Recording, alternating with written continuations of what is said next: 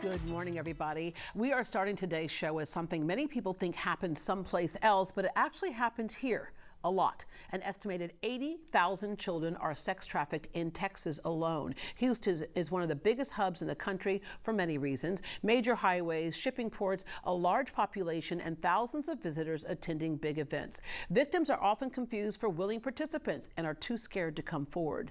Jacquelyn Aluotto is the co-founder and president of No Trafficking Zone, a national advocacy movement. Will share how efforts have already resulted in serious punishment for perpetrators in Texas. But first, let's understand what we mean by human sex trafficking and why Jacquelyn is so passionate about this cause. Good morning. Good morning. Thank you so much for having me on. Absolutely. Thank you for taking on this cause. And it comes from your heart, from things that you were exposed to early on. You grew up poor, young single mom. You moved often and attended many schools. Yes. My mother, who is an exceptional woman, she just had kids young. And we didn't have a lot of money, and which caused us to move around a lot. I went to 7 different schools growing up, so sometimes that wasn't always easy, but it made me who I am today. Yeah, but you were exposed to a lot of things. You were exposed to what abuse looked like, instability, family and mental health struggles. Yes. I think for a lot of single moms and young women struggling, it's often, survival.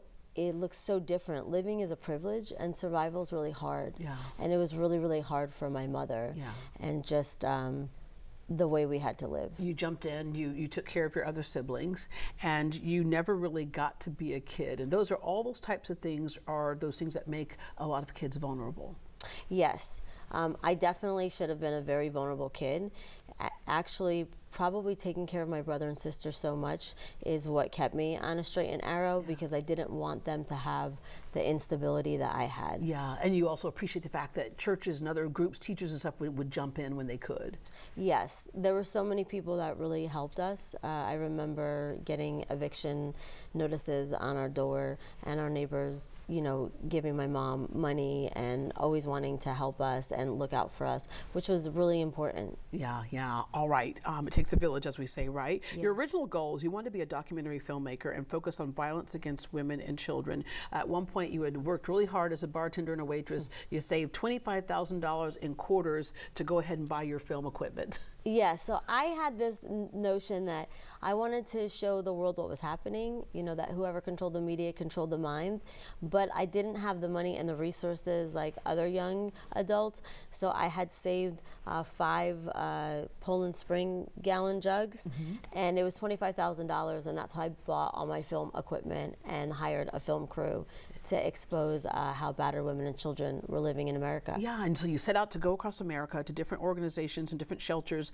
to talk to them, and you saw children, and you heard somebody say that these children right here were child prostitutes, 2 words that should never go together. Yes, so in filming the documentary for 7 years, we had went across America, and one of the things that we kept on seeing was homeless youth or children in the foster care system, and people were just saying, oh, these are child prostitutes, but they weren't asking who are buying these kids, and children cannot be prostitutes, even if they think they that can't they're consent consenting. to it. Yeah, correct. Yeah, all right. When we say human sex trafficking, I remember a friend of mine was trying to convince her husband, she was trying to share with him, it happens all over the city, right? And he said, no, if it did, we would hear about it on the news. I mean, that's why they make movies about it, like with Liam Neeson and all that type of stuff. And she says, no, but it's not like that. So let's explain what human sex trafficking really is. It's kind of a form of modern day slavery, if you will, but it's not what some people think it is.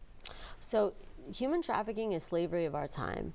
It is people are considered a commodity, and being a commodity, their job is to buy you and sell you. You have labor trafficking, and then you have sex trafficking.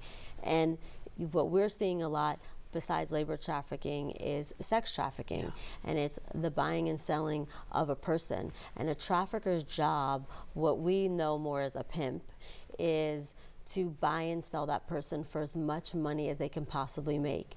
It's a $546 billion business. It makes more than Nike and all the NFL teams combined, and it's also the fastest illicit growing crime. Yeah, and it pays off high, and the chances of getting caught are low, and even up and things are changing thanks to your movement. We'll talk about in a minute. But getting caught oftentimes meant, okay, stop it, don't do that again. It's probation or small sentences that weren't even filled.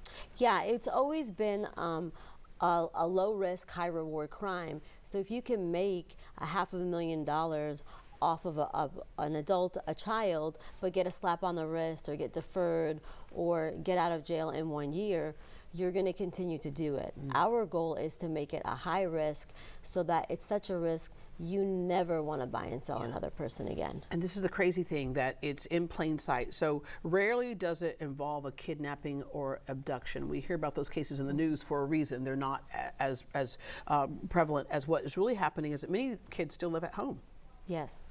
Yeah. So that's really interesting about human trafficking is there's generally a grooming process, and the grooming process is whether it's a stranger that gets to know you in a chat room or you were introduced by a school kid or a peer. People get to know you first and they groom you. Yeah, and let's back up on that for a second because that is so important. You say, so a lot of it does start online because we have that now, right? And so gaming platforms, messaging apps, group chats, peer recruitment is another thing, but let's stick with the gaming platforms right now. Sure. So sextortion is a form of commercial sexual exploitation. That's something that's really big. We see it a lot with boys. You're playing games and then it's something really simple where, hey, you're playing a game and you talk to another kid online, which is normal because we've taught our children to converse with strangers online all the time. And so for them, talking to someone new, and if you think that's a girl and you guys start flirting and talking, and then all of a sudden you're taking pictures of yourself and she's sending you pictures, before you know it, kids are being extorted. Yeah, and sharing information like, well, my parents are getting divorced right now, so all the things that could make a child vulnerable, they hit on those things, they look for those things. Oh my God, a predator's job is to prey. And it's not even just kids that put it out. If you look at what parents put out about, not just a divorce, if a grandma dies, your son doesn't make the football team, your daughter failed, that grade, all that information, predators' jobs are to study and prey so that when they do start recruiting you and grooming you, they're going to use your biggest vulnerabilities to exploit you. Yeah, all right. The peer recruitment. I remember covering a couple of cases where it literally was kids that would go to certain parties. They look for parties online too. Where's the party going to happen?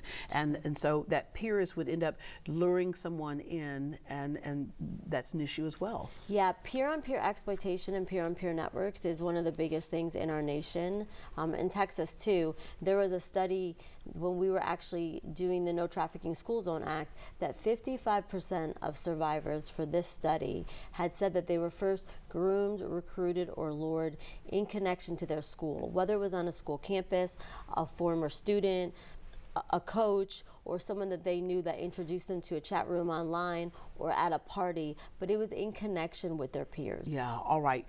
A mental abduction, you say, is as much as a physical one. We're not talking about just sex for money. That's like the oldest profession, and we always oftentimes say the oldest profession, right? That's not what this is exactly. This is more than that. Somebody hijacks your mind, hijacks your soul. Yeah, so what people don't understand about grooming is when you're grooming and you're a trafficker, your job is to completely change someone's identity. And that means if you're a child and you love sports in school or gymnastics, whoever you're close to and whatever you identify with, to change that so that you question your own identity to such a point that you become what your trafficker wants. And then you're trauma bonded. And so it's so hard to break away from that, because as much as you are being bought and sold, it really is a mental abduction. And so until we understand that kind of complex trauma, it's really hard. And it is complex. I remember asking a young lady who had been sex trafficked, and I said, you know, of all the times that you were able, if they weren't around, that you could run to the store and said, hey, can you call my mom? Can you? She said, yeah, well, it's hard to explain. She goes, I wanted to please him, even as much as he would hurt me. I kept thinking I want to do the right thing for him and prove to him what a good girl I was. You know, it's a weird mind game there. And of course, the damage that is done, because oftentimes with a lot of the kids in particular who are sex trafficked, you know, 16, 17, you might be too old. But by then, there's a drug addiction involved, there is the shame involved, and the damage is done. And that damage, you've seen people who have generationally have been sex trafficked or been sex trafficked 10 years ago, 15 years ago, 20, 30 years ago. Yeah. And it still haunts them. So I think one of the biggest things, and you hit on it, is with also victims, you know, loyalty is, these victims are programmed, and shame. And when you have shame and you've been programmed to think that abuse is your fault, that everything that happened to you is your fault, it's really hard to get out of that. And that's why a lot of times victims will keep on going back. Not just because they're also scared that their trafficker will kill them or their families, but because that's become all that they know and all that they think that they're going to be accepted in, on top of the shame of, well, who's going to believe me? Yeah. And if you truly think it's your fault too. Well, there's this one young girl that we interviewed, and that's what happened, is that once she got saved and got returned back home, kids were making fun of her at school, and she felt like that's all they saw her as. She went back. She said, I felt like they weren't judging me, which is, you know, again, that trick on the mind. There's a personal cost to this for what you are doing, because you are shutting some stuff down, and you are calling attention to people's livelihood, if you will. And like you mentioned earlier, there's a lot of money being made in it. What keeps you going? I mean, for me, what keeps me going is really when you work with survivors and their families, when there is a victory, you know, a life conviction, a predator, a trafficker behind bars, and you see people find their life again, their spark and their voice, it's truly important. I think the other thing is, I don't know how people can actually look away from slavery. Yeah. You know, you say you'd rather be hated for the right reasons than liked for the wrong reasons.